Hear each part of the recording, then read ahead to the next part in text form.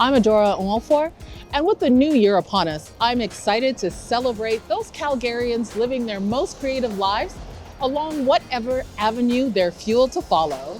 Today, we meet the creators of a one-of-a-kind series. It shocked me that we don't have a lot of African drama series because we are the queens and kings of drama.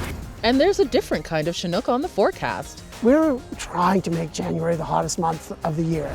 Then we'll see how a singer, podcaster, firefighter, and software developer balances it all. And I sang hallelujah through the rain. This and more on Living a Creative Life.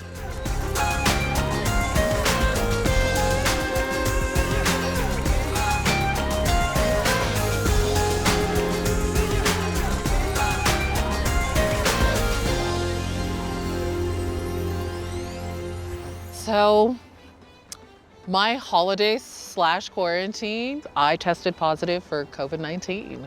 It is pretty rough. I would not wish it on anyone, really. It really allowed me to sit down and think, what do I want in this world? During the summer, I saw people doing beading through Pride. Pride had something called Indigenize Pride. So I started making something called waist beads, which is indigenous to where I come from, Biafra. So yes, I'm born, raised, and still living the dream in Calgary, Alberta, but I'm indigenous to Biafra, which is in Nigeria. So I make these waist beads now. It's a long, arduous process, but it also gives you time to like relax and think. And it's 2021. I celebrated in my house. I got dressed up and took some pictures and practiced my cut crease, because that is another creative thing that I do because I'm a makeup artist. I've also been online doing some stand-up, sit-down, online comedy. I don't even know what to call it. People are always asking me, why are you wearing heels? And I'm like, because Bigfoot likes shoes. 2020, I took on Black Lives Matter, but 2021, it's gonna be more of the same, but with a little more gratefulness, a little more focus on what I would like to see change and how I can create impact. I'm really looking forward to 2021 and beyond.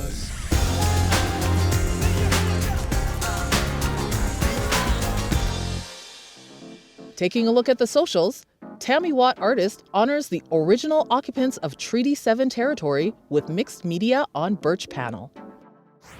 Square Part Art reminds us of an important quote, along with some cool design work and exploratory paper sculptures.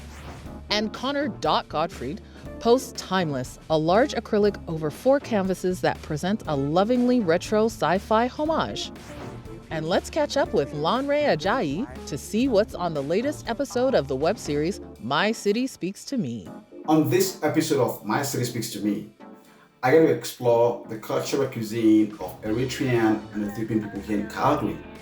I'll be taking you on a culinary journey around former restaurants here in this city. It takes a lot to get me outdoors during the winter, but with Chinook and Blast in the name of a new festival, I'm already there. Chinook Blast was started to be planned around November of 2019. Getting artists together, sports together, celebrating Calgary. And there'll be a lot of various different activities, from arts activities, arts installations, performances, music, and different things to do. And of course, we also want it to warm people up, not just from a temperature perspective, but just even from a community spirit perspective. Calgary is a go-to city. Absolutely. As a part of Chinook Blast, the High Performance Rodeo kicks off the festival and defines the word pivot. We want to talk about One Yellow Rabbit. All right. And how they are doing something new because we've been in COVID. Yeah. It's almost a year. Hey? I know. Our festival is always in January, and we have a bunch of events and have been doing so for 34 years. This would have been the 35th High Performance Rodeo had we been allowed to. There was a board member of mine, and she said, why don't you do an Instagram project? We have a 35th anniversary this year, so I thought, okay, 35 acts, individuals or entities, 35 people from the 35 years of our existence. So these things are going to be rolled out one a day for 35 days. So from January 11th to February 14th. So you'll be able to go and just look at 14 in a row or look at 30 in a row and spend 30 minutes amusing yourself in your house. 新章の灰色鋼からあけびの鶴は雲に絡まり It's a festival that takes place in your pocket. It's a lot of people's favorite artists from over the years. Chinook Blast. Chinook Blast. I know that One Yellow Rabbit is a part of it Yeah. in some sort of way. Yeah, well, the Chinook Blast is a great concept because we have been doing something during January for 35 years. We're trying to make January the hottest month of the year. and hot with pleasurable entertainment, thoughtful, original, performative artifact.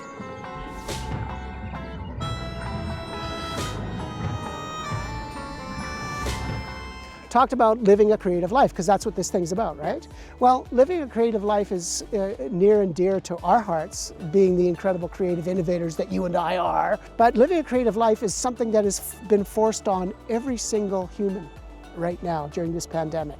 Every Calgarian, every single one, and each of us has to have an imagination so that we can be curious, then we can be creative, then we can be productive, and that's what living a creative life is. Thank you for your time. Thank you for all that you do. One Yellow Rabbit, I'm so excited that it can continue on 35 years plus. Let's meet the talented duo behind a trailblazing new TV series proudly produced in Calgary that explores Canadian living through African eyes.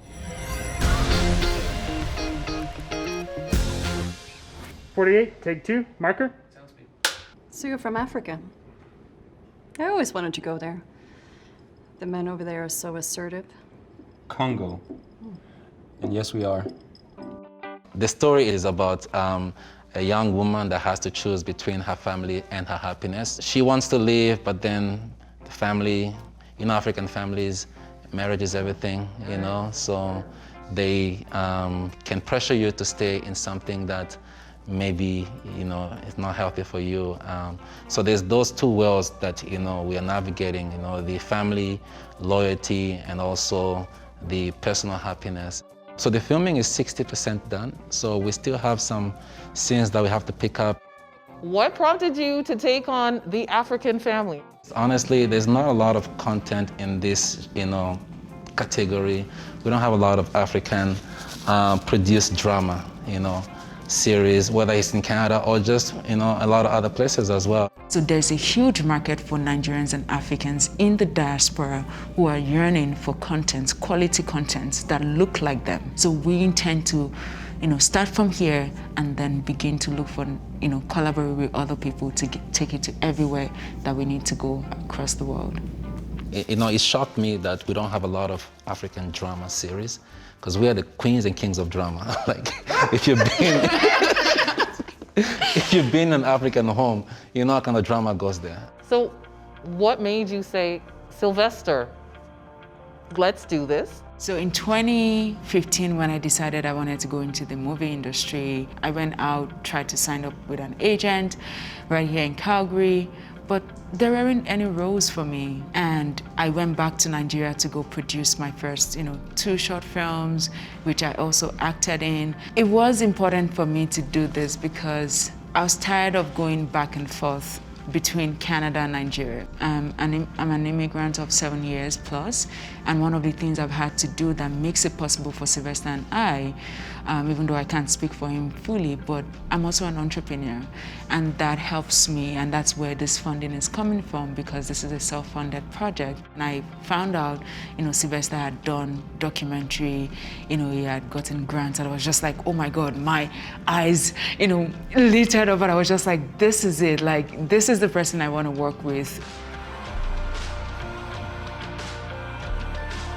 So we have a lot of great talent in this city, and unfortunately we don't have enough platform to showcase them. And so for me, that was like, a great thing to see happen, in the shock of like how much talent we have, and we need to do something with that.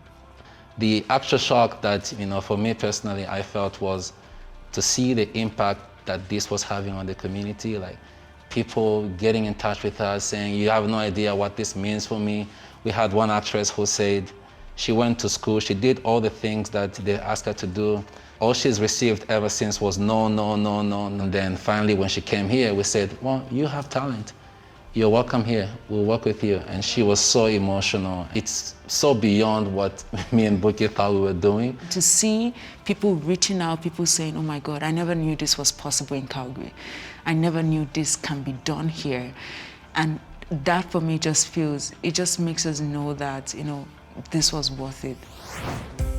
We met photographer Wilmer Alberto back in the fall with his contribution to Pride Art Walk. We reunite to see how their project has evolved. Welcome to Disciples of Love. This is my photography portrait series that was created during COVID and it's now completed. And the reason I created this work was as a direct response to a lack of representation of Black and brown bodies and queer identities in the city. Wilmer, what a beautiful space, by the way. And I love how this is set up as an altar. This is incredible. But Wilmer, are you doing more? Yes, I'm working on a catalog of this project that is going to be launching soon, and I want to make that available again as a takeaway. So not being able to have this work exhibited in person, I want to be able to share it so that people can take these beautiful images home and, you know, celebrate the beautiful BIPOC and queer community. So the catalog will be fully developed. It'll include measurements of each of the altars, and the idea again is to just send that representation out. Let these beautiful Black and brown bodies be seen and be celebrated and also be represented. You know, that's the most important part for me in this project, is to just create that visibility. Can you be a software developer, a firefighter, a podcaster, and a musician all at the same time? The answer is yes. And I can't wait to chat with Renaissance man Memphis to find out what drives him. And I sang hallelujah through the rain, and I seen the sun on a cloudy day. The car, nursing, music, your tech company, firefighting. How many things are you gonna do? How many jobs you got, Ross? It's all part of leadership. I'm just steering the boat. They're the ones who are guiding, and there's a lot of guys smarter than me out there, and in every aspect of what I work in. All of a sudden you start to think to yourself, there's different opportunities to learn from people and that connection. It's easy to get inspired by Nashville and get inspired by the music and the studios, but you realize right here in Calgary, some of the strongest artists. We are on Treaty 7 territory, which belongs to Métis Region 3. Is that correct? You bet.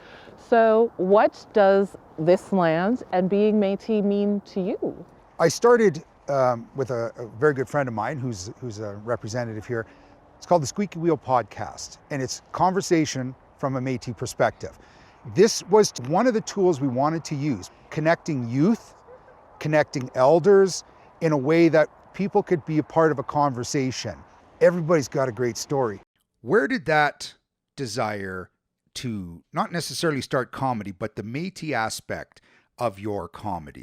It's tough to go on stage in front of a bunch of people with a pale complexion and talk about being Aboriginal. You have so many unique ways to express yourself and your creativity. We are standing in front of this beauty. What's the car all about? A bunch of years ago, I wanted something that was had a bit of character, something that had a bit of flash, that was kind of fun. Now it's gonna be hard to get rid of, but if you combine everything you're doing and try and make it creative, then you're gonna find you're gonna put even more hours into it.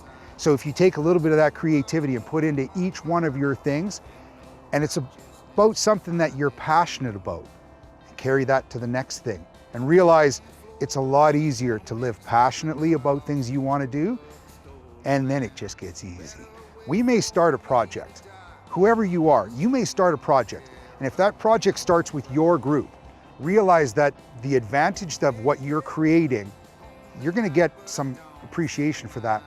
But I hope it benefits the next group and the next group, and then it benefits all Calgarians, and then hopefully it benefits all Albertans, and it benefits all Canadians. And if you make your decisions that way, everybody wants to get behind it. But it has to start someplace.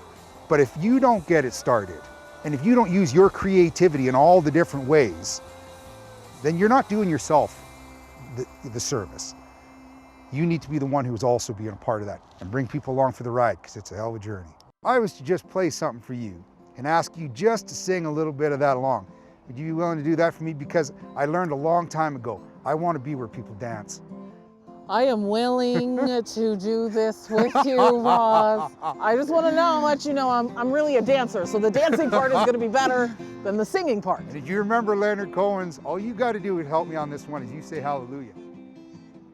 Because I sang hallelujah through the rain, and I seen the sun on a cloudy day. And there's no amount of wind that'll blow these clouds away. And this won't be the last storm today.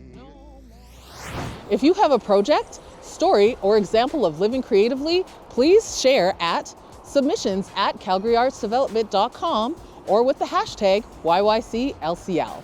Also, we want to see your time-lapse videos of your projects from beginning to end. So set up your cameras and get to it. See you next time on Living a Creative Life.